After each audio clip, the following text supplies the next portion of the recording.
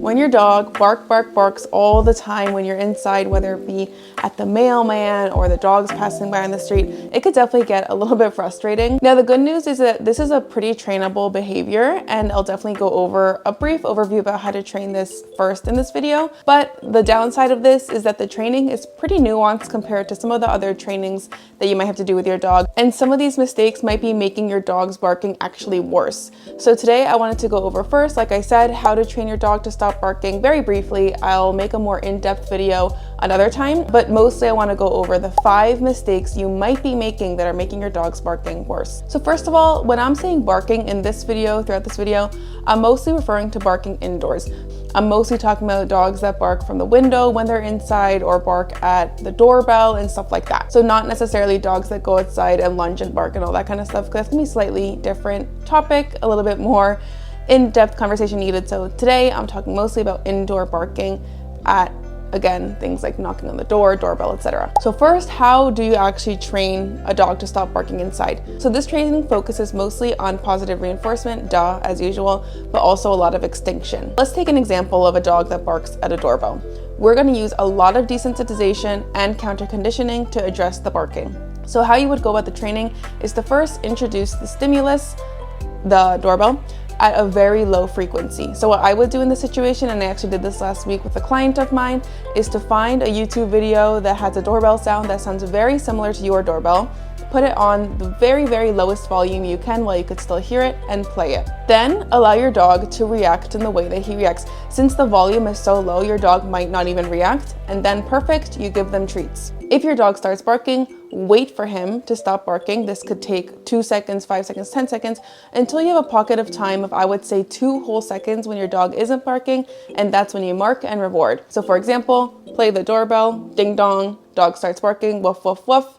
Then he stops for 2 seconds, then you would say yes and give him the treats. The reason why we're doing this at such a low intensity, like the low volume, is again, the classic principle of desensitization, of introducing the trigger at a very, very low intensity to the point where your dog is able to focus and not react. And then slowly over time, you would raise the volume of the doorbell. If your dog is making progress, you would raise the volume and continue that process of rewarding for silence. And eventually the barking will go extinct, as we say, because of the concept of extinction, because they aren't getting reinforced for it. And the positive behavior will naturally replace that behavior, which is the staying calm. Now, this is of course very easily said rather than done, but it is doable. And some dogs is a lot harder than others. Every dog is different, but this general concept is how you would address excessive, incessant barking. However, recently I've had a few clients with this issue, and I've been noticing some mistakes that they're making that they're not realizing, which is why I wanted to make this video, to maybe highlight some mistakes that you might be making when training this that you aren't aware could be making it worse. So the first mistake that I see very often with clients that are trying to stop barking in their dog is yelling stop or yelling in general when the dog starts barking. In that moment, all it does is feed into the chaos of the moment. So if your dog is barking woof, woof, woof, woof, woof over and over, I totally get it's frustrating and you want to say stop or shut up or whatever you want to say. But unfortunately, that's just reinforcing their behavior instead of the principle that we want to be following, again, which is extinction, which is ignoring that behavior and just letting it be, because they'll eventually realize they're getting nothing out of barking. No one's giving them attention. Now with extinction, it's also important to address the possibility, I think it's called instinctual burst or something, please correct me if I'm wrong, but the concept basically is that when you're training a behavior into extinction, so again with barking, a phenomenon I guess you could say that often happens is that the barking actually gets worse before it gets better. Now this is thought to be because your dog is more desperately trying to, get what they want out of the barking at first, not understanding why they're being ignored, before it finally clicks for them that that's not what they're supposed to be doing, and the positive reinforcement of the calm behavior finally kicks in. So if you're in the process of training this and you're like, why the hell is it getting worse when I stopped yelling at him to stop barking?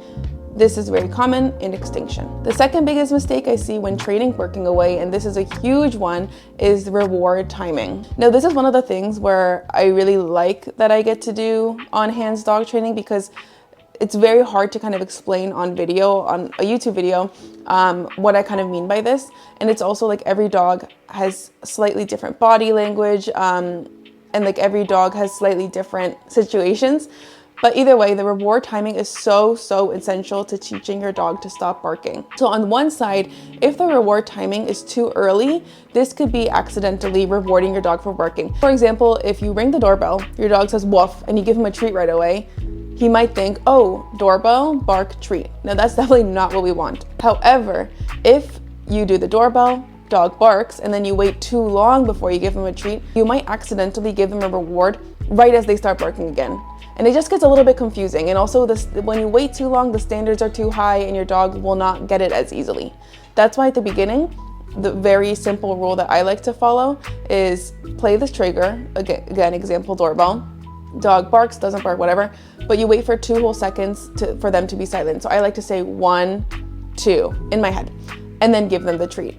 And I find through my experience that 2 seconds is a great introductory length of time to wait. Eventually I move to 3, so 1, 2, 3 treat, eventually 4, 5, 6, 7, however many seconds. At the beginning, I always find that 2 seconds is kind of the sweet spot. And this is something that I find also really makes a difference when I tell my clients as well, because then it finally kind of clicks for them as well when they're supposed to be rewarding, in order to not reward barking, but also not to wait too long where it's getting confusing. A third mistake I often see in people trying to train their dogs to stop incessantly barking inside is not managing the environment. So this comes in like a variety of things. So for example, if your dog is someone that barks a lot when the doorbell rings and also rushes the door, I would manage the environment by setting up like a doggy fence in the house so that your dog can't rush the guest who's coming into the house. This is mostly for like safety precautions, but also for it to decrease the intensity for your dog of the whole situation and make it a little bit easier for them to not panic when the doorbell rings, because it doesn't mean they have to sprint to the door and jump on whoever's coming in. But also this could mean something like closing the blinds during the day when you're working and you don't want to hear the barking all the time. Not only because it makes it easier for you to not hear the barking all the time if you close the blinds, but also because it doesn't allow the dog to practice the behavior over and over and over again. It could also mean that if you're training all the time with a doorbell sound and you're making progress, you can even ask your guests to start knocking on the door instead of ringing the doorbell for the first few weeks or whatever during training, just that you could set your dog up for success. You don't want to put them in situations where suddenly, even though they've been training with the YouTube doorbell video at the volume very low, suddenly the doorbell's ringing again and they kind of backtrack. Of course, a few times of them barking is not gonna set back your training by much, but just like try to set them up for success by managing the environment. So again, asking friends that are coming over, hey, just knock on the door instead of ringing the doorbell, maybe just even walk in if your dog is okay with that. But yeah, trying to like manage their environment as much as possible during the training phase until they start making progress. The fourth mistake I often see when training a dog to stop barking is moving too fast for their progress. So again, going back to the doorbell example, but this would apply to any situation where you're training a dog to stop barking. And to be honest, this applies to most training mistakes in general, but moving too fast is really damaging because again, you're not setting up your dog for success and it's making it harder for them to kind of click what's supposed to be happening. So something I see often is your dog is doing great not barking at the doorbell at a low volume 3 times. So then you raise the volume by 3 clicks on the computer and then expect them to continue that behavior. And then they start barking and you're confused why they took a step back. But that's because you have to move very slowly in this case, because desensitization is a very slow process, but it's also going to be a very rewarding process because it usually stays long term and it's a very sustainable training method. Same with counter conditioning, which is what we're doing in parallel to this with the treats, and we're also rewarding the calm behavior. So it's a lot for your dog to go through, and that's why you want to move really slowly. I honestly would rather see people moving slower than they need to rather than moving too fast, because then your dog is going to get more confused if they're not set up for success. You want to set them up for success so that you have more opportunities to positively reinforce the good behavior rather than moving too fast where they're like, wait, why aren't I getting rewarded? Because they're not doing the right thing, because the triggers are getting too intense too fast. For a general rule of thumb, I guess, and again, every dog is different, so you would know best with your dog how to move, I would think. But for example, if I start training a dog, like last week when I started with that dog that barks a lot at the doorbell, I didn't move past like level 2 in our case of the intensity of the doorbell in the whole hour that we were there. We started super low intensity. She was doing great.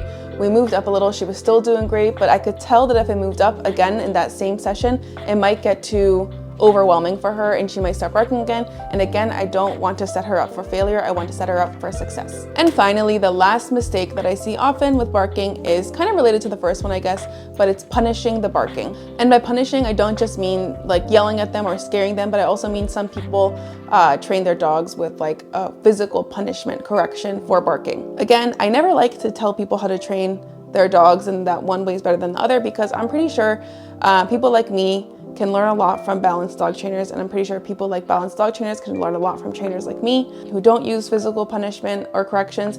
However, when it comes to barking, I'm very adamant about not using punishments, not only because I think it's unnecessary, because the key here with training out barking is again that element of extinction of a very scientifically proven way of dog training out unwanted behaviors.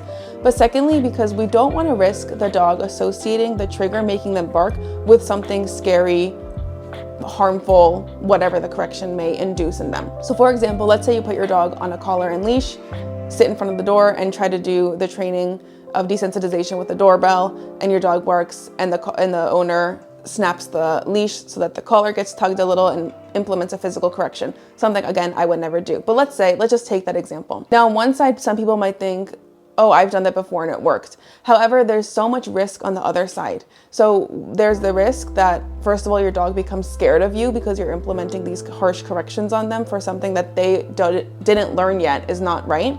But secondly, your dog might literally start associating the doorbell with them getting physically harmed, or even if it doesn't hurt them that badly, but something very negative and scary for them. Now, this is something we don't want because it could actually worsen the barking in the long run, because they're going to start getting scared when they hear that trigger. So with this one, I always tell my clients, ignore the bad behavior, reward the good behavior. That's how you get results. And then again, set them up for success by really taking it slow and starting at very low intensities. Now, let's be realistic here. And I said this last week as well. There will be times outside of training when the trigger happens, someone rings the doorbell, someone knocks on your door, your dog starts barking. In real life, this is not during training. Again, just always be patient.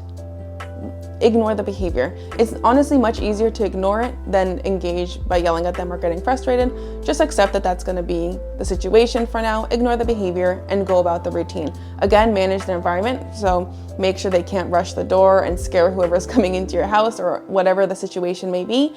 But when your dog barks outside of training, in training, just ignore the behavior and that will go extinct. Comment down below if your dog is a barker. Let me know what kind of training you did, or if you're gonna do some training, what your experiences were. Don't forget to like and subscribe for more dog training content, and I'll see you next time. Bye, Maggie. Say bye, Maggie.